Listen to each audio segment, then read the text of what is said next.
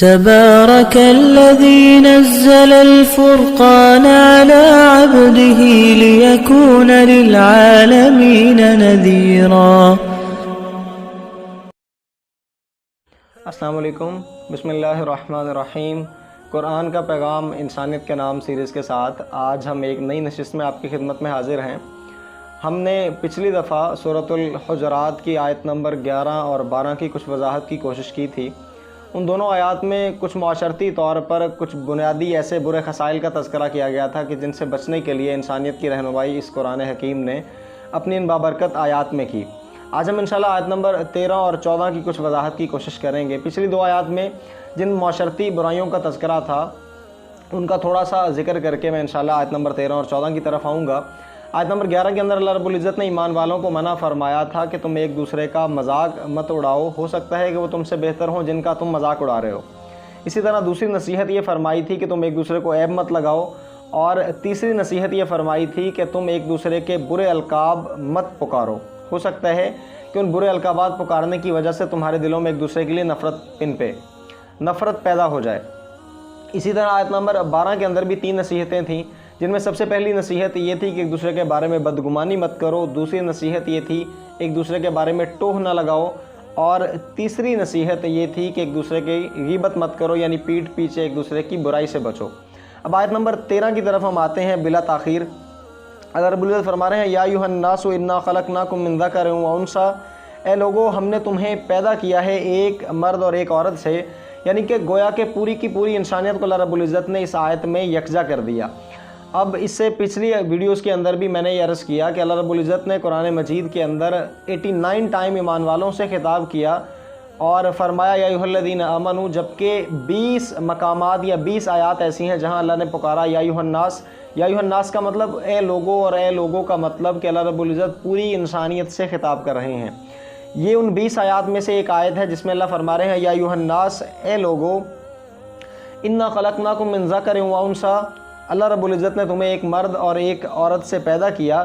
کیا مطلب ہے اس آیت کا؟ کہ اللہ رب العزت نے تمام انسانیت کو حضرت آدم علیہ السلام اور اماں حوا سلام اللہ علیہا سے ہی پیدا کیا، یعنی بنیادی طور پر اس انسانیت کی ابتدا اسی جوڑے سے ہوئی۔ اللہ رب العزت نے انسانیت کو یاد دلایا کہ تمہاری اصل یا تمہاری ابتدا کیا ہے۔ اس آیت کے اگلے حصے میں اللہ فرماتے ہیں وَجَعَلْنَاكُمْ شُعُوبًا وَقَبَائِلَ لِتَعَارَفُوا، اور ہم نے تمہیں مختلف قوموں اور قبیلوں میں تقسیم کر دیا تاکہ تم ایک دوسرے کو پہچان سکو۔ اب یہ بات بڑی قابل غور ہے کہ اللہ رب العزت نے ایک باپ اور ایک ماں سے تمام کی تمام انسانیت کی بنیاد رکھی، جیسا کہ سورۃ النساء کی آیت نمبر 1 میں بھی اسی کا تذکرہ ہے۔ یعنی مسلمانوں کا عقیدہ اور ایمان ہے کہ حضرت آدم علیہ السلام اور ان کی زوجہ یعنی حضرت حوا سلام اللہ علیہ سے اللہ رب العزت نے انسانیت کی اس بنیاد کو رکھا۔ پھر آگے اللہ نے فرمایا ہم نے تمہیں قبیلوں اور قوموں میں تقسیم اس لیے کیا تاکہ تم پہچانے جا سکو۔ اب یہاں یہ سمجھنا ضروری ہے کہ اگر سارے کے سارے انسانوں کو اللہ رب العزت ایک ہی طرح کی شکل دے دیتا، ایک ہی طرح کا رنگ دے دیتا اور ایک ہی قوم میں سارے کے سارے اکٹھے ہو جاتے تو ان کی پہچان کرنا مشکل ہو جاتی۔ سو اللہ رب العزت نے یہ بھی کتنا بڑا احسان کیا کہ اس انسانیت کی پہچان کے لیے انہیں مختلف قبیلوں میں اور مختلف گروہوں میں تقسیم کیا۔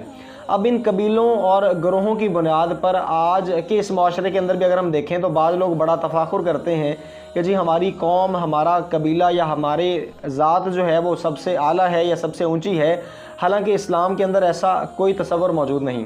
اگر نبی صلی اللہ علیہ وسلم کی بات کی جائے تو آپ صلی اللہ علیہ وسلم کا خاندان کائنات میں سب سے اعلیٰ خاندان ہے، کیونکہ حدیث پاک میں آتا ہے آپ صلی اللہ علیہ وسلم نے ارشاد فرمایا اللہ رب العزت نے تمام کی تمام انسانیت کو اکٹھا کیا، پھر اس میں سے عربوں کا انتخاب کیا، پھر ان سارے عربوں کو اکٹھا کیا، اس میں سے مضر کا انتخاب کیا، پھر اس سارے کے سارے مضر کو اکٹھا کیا، اس قریش کو اکٹھا کیا، پھر اس قریش میں سے بنو ہاشم کا انتخاب کیا، پھر اس بنو ہاشم کو اکٹھا کیا اور اس میں سے اللہ رب العزت نے آپ صلی اللہ علیہ وسلم کا انتخاب کیا، اور آپ صلی اللہ علیہ وسلم نے ارشاد فرمایا انا خیرکم ابا و نفسی، میں تم سب سے اعلیٰ ہوں حسب کے لحاظ سے بھی اور نسب کے لحاظ سے بھی۔ اور ہم سب کا یہ عقیدہ اور ایمان ہونا چاہیے کہ آپ صلی اللہ علیہ وسلم کی ذات اقدس ہم سب سے اعلیٰ اور سب سے افضل ہے۔ اب آپ کے علاوہ کسی اور کا یہ تفاخر کرنا اپنی نسلی اعتبار سے یہ قطعی طور پہ جائز نہیں۔ اس آیت میں اللہ رب العزت نے اس بات کو واضح کیا کہ تم سارے کے سارے مرد، سارے کی ساری عورتیں، حتیٰ کہ ساری کی ساری انسانیت جو ہے ایک مرد اور ایک عورت کی اولاد ہیں، ہم نے تمہیں قبیلوں اور فرقوں اور قوموں میں اس لیے بانٹ دیا تاکہ تمہاری پہچان ہو سکے۔ اب ان فرقوں اور قبیلوں اور قوموں میں بانٹنے کے بعد اگر کوئی فخر کرنا شروع کر دے کہ جی میں اعلیٰ ہوں، تو یہ اس کی کم عقلی ہے۔ ہمیں حوالہ ملتا ہے خطبہ حجۃ الوداع میں آپ صلی اللہ علیہ وسلم نے اس بات کو واضح کر دیا کہ لوگوں آگاہ ہو جاؤ، تمہارا رب ایک ہے، تمہارا باپ ایک ہے، کسی عربی کو اجمی پر اور کسی اجمی کو عربی پر، کسی گورے کو کالے پر اور نہ ہی کسی کالے کو گورے پر کوئی فوقیت حاصل ہے مگر صرف تقوی کی بنیاد پر۔ اگر کسی کے اندر تقوی زیادہ ہے تو وہ تم میں سب سے اعلیٰ ہے۔ اب اللہ کے نبی صلی اللہ علیہ وسلم کے انہی الفاظ سے متاثر ہو کر ایچ جی ویلز ایک کرسچن سکولر ہے یا ایک گورا لکھنے والا ہے، اس نے ایک کتاب لکھی جس کا عنوان ہے a concise history of the world. اس کے اندر اس نے آپ صلی اللہ علیہ وسلم کے خطبہ مبارک کے انہی الفاظ کو نقل کیا جو میں نے آپ کے سامنے عرض کیا کہ اے لوگوں آگاہ ہو جاؤ، تمہارا رب ایک ہے، تمہارا باپ ایک ہے، کسی عربی کو کسی اجمی پر، کسی اجمی کو کسی عربی پر، کسی گورے کو کالے پر اور کسی کالے کو گورے پر کوئی فوقیت حاصل نہیں مگر صرف تقوی کی بنیاد پر۔ اس نے آپ صلی اللہ علیہ وسلم کے الفاظ کو نقل کرنے کے بعد گھٹنے ٹیک کر وہ مجبور ہوا اور آپ صلی اللہ علیہ وسلم کو خراج تحسین پیش کرتے ہوئے اس نے کہا، عیسائی ہونے کے باوجود اس نے یہ کہا، اگرچہ انسانی اخوت، مساوات اور حریت کے وعظ تو دنیا میں پہلے بھی بہت کیے گئے، لیکن ایسے وعظ ہمیں مسیح ناصری کے ہاں بھی بہت ملتے ہیں، لیکن یہ تسلیم کیے بغیر کوئی چارہ نہیں کہ یہ محمد صلی اللہ علیہ وسلم ہی تھے جنہوں نے تاریخ انسانی میں پہلی بار ان اصولوں پر ایک معاشرہ قائم کیا۔ اب یہ ایچ جی ویلز جو تھا، اس کو نبی صلی اللہ علیہ وسلم کا صرف مداح ہی نہ سمجھا جائے بلکہ اس نے اس کتاب کے اندر بہت ساری گستاخیاں بھی کیں، لیکن ایڈیٹرز نے آپ صلی اللہ علیہ وسلم کے متعلق اس کے اس انکشاف کو یا اس آپ صلی اللہ علیہ وسلم کی تعظیم کو یا آپ کے آگے جھکنے کو ایڈیٹنگ کے اندر اس کو نکال دیا۔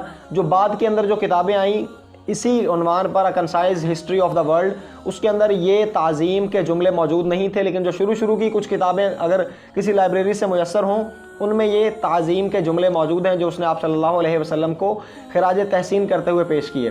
اب اس آیت کے اس حصے میں سمجھانا یہ مقصد ہے کہ آپ صلی اللہ علیہ وسلم نے بھی خطبہ حجۃ الوداع میں واضح کیا کہ کسی عربی کو اجمی پر اور کسی گورے کو کالے پر کوئی فوقیت حاصل نہیں۔ اگر کوئی بندہ ذات پات کے اعتبار سے فوقیت والا ہوتا تو ابو لہب سے بڑا حسب والا کون ہوگا، ابو لہب سے بڑا نسب والا کون ہوگا؟ اس کے پاس 4 سے 5 بڑی نسبتیں تھیں کہ وہ سب سے پہلی چیز بنو ہاشم میں سے تھا، سید تھا، آپ صلی اللہ علیہ وسلم کا چچا تھا جو سب سے بڑی نسبت، سردار تھا، لیکن اس کو یہ بڑی نسبتیں ہلاکت سے نہ بچا سکیں جب اس نے تقوی کو چھوڑا، آپ صلی اللہ علیہ وسلم کو چھوڑا، اللہ رب العزت کے بتائے ہوئے رستے کو چھوڑا، تو اللہ نے قیامت تک کے لیے اس کے لیے اعلان کر دیا، تبت یدا ابی لہب وتب، ہلاک ہو جائے ابو لہب اور تیرے ہاتھ ٹوٹ جائیں۔ کیوں؟ کیونکہ اس نے آپ صلی اللہ علیہ وسلم کو چھوڑا اور تقوی سے ایک طرف ہوا، اللہ نے اس کو ہلاک کر دیا۔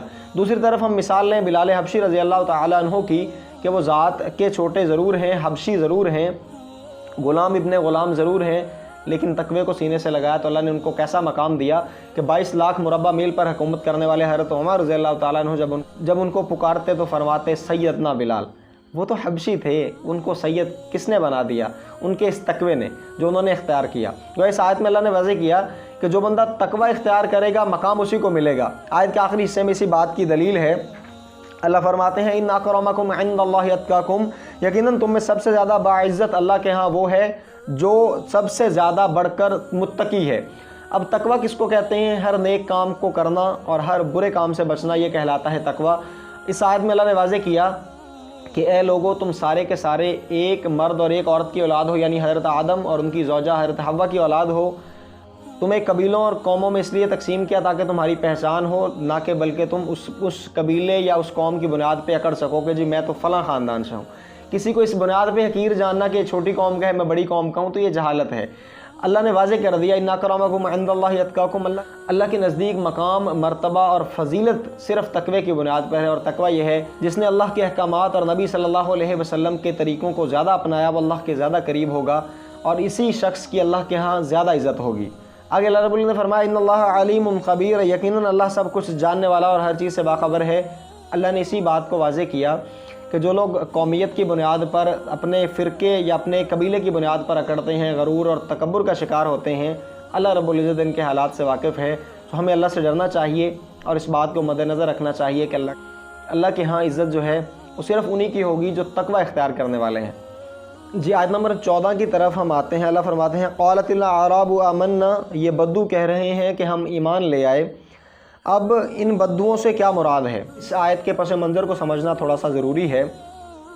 اللہ رب العزت نے سورۃ توبہ کے اندر آیات نازل کیں کہ جب حرمت والے 4 ماہ گزر جائیں اس کے بعد آپ قتال کریں، یہاں تک کہ یہ لوگ دین میں داخل ہو جائیں۔ یعنی نبی صلی اللہ علیہ وسلم کو اللہ نے واضح کیا کہ جو حرمت والے مہینے ہیں ان کے بعد آپ کافروں کو کوئی گنجائش نہ دیں۔ جب ان کے پاس وہ الٹیمیٹم پہنچا تو ان کی مجبوری بن گئی اسلام قبول کرنا۔ گویا کہ سورۃ النصر کے اندر جو اللہ نے واضح کیا کہ وَرَأَيْتَ النَّاسَ يَدْخُلُونَ فِي دِينِ اللَّهِ أَفْوَاجًا، لوگوں کو فوج در فوج دین میں داخل ہوتا ہوا، تو وہ اسی کا پس منظر ہے کہ جب اللہ رب العزت نے ان کو وارننگ دے دی تو پھر ان کی مجبوری بن گئی دین قبول کرنا۔ اب جو دین قبول کرنے والے لوگ تھے اس میں 3 طرح کے فرقے تھے۔ ایک تو وہ جنہوں نے دلی طور پر دین اسلام کو قبول کر لیا اور دل سے آپ صلی اللہ علیہ وسلم کو نبی مانا، ان کے لیے تو نجات کا رستہ بن گیا۔ دوسرا فرقہ وہ جو منافق ٹھہرے، جنہوں نے ظاہراً اسلام قبول کیا اور اندرونی طور پر وہ منافق رہے، تو ان کے لیے ہلاکت۔ تیسرا طبقہ وہ جو نہ دل سے اسلام جنہوں نے قبول کیا اور نہ ہی ان کے دل میں کوئی نفرت تھی، بلکہ وہ 2 مثبت اور منفی حدود کے درمیان یعنی 0 پہ کھڑے تھے۔ یہ آیت اللہ رب العزت نے ان کے لیے اتاری کہ جب انہوں نے کہہ دیا قالت الاعراب آمنا، یہ بدو کہہ رہے ہیں کہ ہم ایمان لائے، تو اللہ نے کیا واضح کیا؟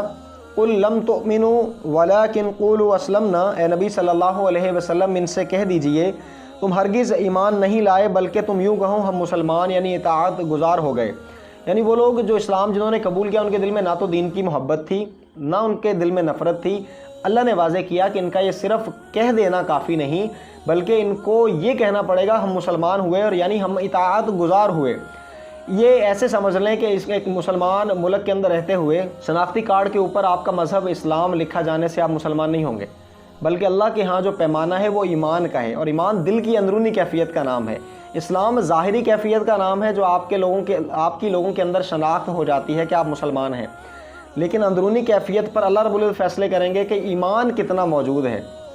یہاں اللہ نے مطالبہ اس تیسرے گروہ سے یہی کیا کہ یہ صرف اتنا دعویٰ کر کے نہیں بچیں گے کہ ہم مسلمان ہیں، بلکہ ان کو مسلمان ہونا پڑے گا، اور مسلمان کا لفظی مطلب ہے تسلیم کرنے والا، ماننے والا۔ ہم اپنے گریبانوں میں جھانکیں، آج ہم بھی کہتے ہیں ہم مسلمان ہیں، لیکن حقیقت میں ہم بہت دور ہیں۔ اللہ نے یہاں اس بات کو اعزاز سے بیان کیا کہ نبی ان سے کہہ دیجئے وَلَكِنْ قُولُوا أَسْلَمْنَا، ان سے کہیے کہ یہ مسلمان کہیں اپنے آپ کو، یہ کہیں ہم نے تسلیم کیا، ہم اطاعت کرتے ہیں۔ یعنی گویا کہ صرف ایمان کا دعویٰ کر دینا کافی نہیں، بلکہ دل میں ایمان کا ہونا بھی ضروری ہے۔ آگے اللہ فرماتے ہیں وَلَمَّا يَدْخُلِ الْإِيمَانُ فِي قُلُوبِكُمْ، اور ایمان ابھی تمہارے دلوں میں داخل نہیں ہوا۔ کیا مطلب؟ ابھی ظاہری طور پر دیکھ کر تم صرف ظاہری اس نقصان سے بچنے کے لیے ایمان تو لے آئے، لیکن اس ایمان کو دل میں اتارو۔ جیسے حدیث قدسی کے الفاظ ہیں ان اللہ لا ينظر الى صورکم، اللہ تمہاری شکلوں کو نہیں دیکھتا، ولا الى اموالکم، اور نہ تمہارے مال و دولت کو دیکھتا ہے۔ اللہ کیا دیکھتا ہے؟ ولکن ينظر الى قلوبکم واعمالکم، اللہ تو تمہارے دلوں کو دیکھتا ہے اور تمہارے اعمال کو دیکھتا ہے۔ وہ اللہ رب العزت نے یہاں یہ واضح کیا کہ تمہارے دلوں میں ابھی ایمان داخل نہیں ہوا۔ دلی طور پر نبی صلی اللہ علیہ وسلم کو نبی ماننا اور اللہ کے احکامات کو خوشی خوشی تسلیم کر کے سر جھکانا، یہ ہے اصل مسلمانیت۔ آج ہم اپنے آپ کی طرف بھی دیکھیں، ہم دعویٰ تو کرتے ہیں اسلام کا، دعویٰ تو کرتے ہیں مسلمانیت کا، لیکن کس حد تک ہمارے اپنے وجود میں دین موجود ہے، کس حد تک ہمارے گھروں میں دین موجود ہے۔ حالانکہ ہمیں حکم کیا ہے؟ یا ایھا الذین آمنوا ادخلوا فی السلم کافۃ، ایمان والو دین میں پورے کے پورے داخل ہو جاؤ۔ یہودیوں کی بری صفت افتؤمنون ببعض الکتاب وتکفرون ببعض، یہ بعض پر ایمان لاتے تھے اور بعض کو چھوڑ دیتے تھے، بعض کا انکار کرتے تھے۔ اس بنیاد پر خزي فی الحیات الدنیا والآخرہ، ان پر دنیا اور آخرت میں رسوائی اور عذاب۔ آج ہم اپنے گریبانوں میں جھانکیں کہ اللہ نے یہاں تو اس گروہ کا تذکرہ کیا جنہوں نے صرف ایمان لائے اور اعمال کو قبول نہیں کیا۔ آج ہم بھی اسی طرح ہی کر رہے ہیں۔ ہمیں سوچنا چاہیے کہ ان بری خصلتوں سے نکلیں اور دین کو پورے کے پورے کو اپنے اوپر غالب کرنے کی کوشش کریں۔ آگے اللہ نے کیا واضح فرمایا؟ وَإِن تُطِيعُوا اللَّهَ وَرَسُولَهُ لَا يَلِتْكُمْ مِنْ أَعْمَالِكُمْ شَيْئًا، لیکن اگر تم اللہ اور اس کے رسول کی اطاعت کرتے رہو گے تو وہ تمہارے اعمال میں سے کوئی کمی نہیں کرے گا۔ کیا مطلب؟ صرف اسلام کا دعویٰ کر لینا کافی نہیں، بلکہ دل و جان سے اسلام کو قبول کر کے اللہ اور اس کے رسول کے احکامات کو مانو گے تو اللہ تمہیں اس کا پورا پورا اجر دے گا۔ جس طرح قرآن میں اللہ نے واضح کیا فَمَن يَعْمَلْ مِثْقَالَ ذَرَّةٍ خَيْرًا يَرَهُ، ایک ذرہ برابر نیکی کرو گے تمہیں اس کا بدلہ ملے گا۔ وَمَن يَعْمَلْ مِثْقَالَ ذَرَّةٍ شَرًّا يَرَهُ، ذرہ برابر گناہ کرو گے تو بھگتنا پڑے گا۔ یعنی اللہ اور اس کے رسول پر ایمان لانے کے بعد جو اعمال کرو گے اللہ تمہیں اس کا پورا پورا بدلہ عطا فرمائے گا۔ آخر میں اللہ نے فرمایا ان اللہ غفور الرحیم، یقیناً اللہ تعالیٰ بہت بخشنے والا مہربان ہے۔ کیا مطلب کہ اس کے اترنے سے پہلے، اس آیت کے نزول سے پہلے اگر تمہیں پتہ نہیں تھا اس بات کا تو تم پچھلی غفلتوں پر توبہ کرو، نادم ہو جاؤ، اللہ رب العزت یقیناً معاف کرنے والا ہے، اور آئندہ کے لیے تہ دل سے اس بات کا ارادہ کرو کہ تم اللہ اور اس کے رسول کے تمام احکامات پر عمل کرو گے۔ آج کی ان دو آیتوں میں اللہ رب العزت نے اس بات کو واضح کیا۔ آیت نمبر 13 کا خلاصہ یہ تھا کہ اللہ رب العزت نے واضح کیا کہ تمام کے تمام لوگ ایک مرد اور ایک عورت کی اولاد ہیں۔ ذاتیات اور قبیلوں اور گروہوں میں تقسیم صرف اس بنیاد پر اللہ نے کی کہ تاکہ پہچان ہو۔ اب کوئی بھی ان میں تفاخر نہیں کر سکتا۔ اگر کسی کو فخر ہے یا کوئی فضیلت والا ہے یا اللہ کے نزدیک عزت والا ہے تو تقوی کی بنیاد پر۔ اور تقوی کیا ہے؟ اللہ سے ڈرنا، اللہ کے احکامات کو ماننا، ہر اس چیز سے بچنا جس سے اللہ نے منع کیا، ہر وہ کرنا جس کا اللہ نے حکم دیا۔ آیت نمبر 14 کا خلاصہ یہ ہے، اللہ نے حکم دیا کہ جو بدو یا جو اعرابی اس بات کا دعویٰ کرتے ہیں ہم ایمان لائے، تو اللہ نے واضح کیا ایمان لانا کافی نہیں بلکہ تمام کے تمام احکامات کو دل و جان سے تسلیم کرنے کا حکم ہے، اور پھر اللہ رب العزت ان کو ان کے کیے کا بدلہ دے گا۔ اور اگر ان سے پچھلی غفلتیں ہوئیں اس پر توبہ کریں، نادم ہوں، اللہ رب العزت بڑا بخشنے والا مہربان ہے۔ دعا ہے کہ اللہ رب العزت ہمیں قرآن کو صحیح طرح سے سمجھنے اور دوسروں تک پہنچانے کا ذریعہ بنائے۔ اپنا بہت سارا خیال رکھیے گا۔ آئندہ انشاءاللہ اس کی بقیہ آیات کے ساتھ حاضر ہوں گے، تب تک کے لیے السلام علیکم ورحمۃ اللہ وبرکاتہ۔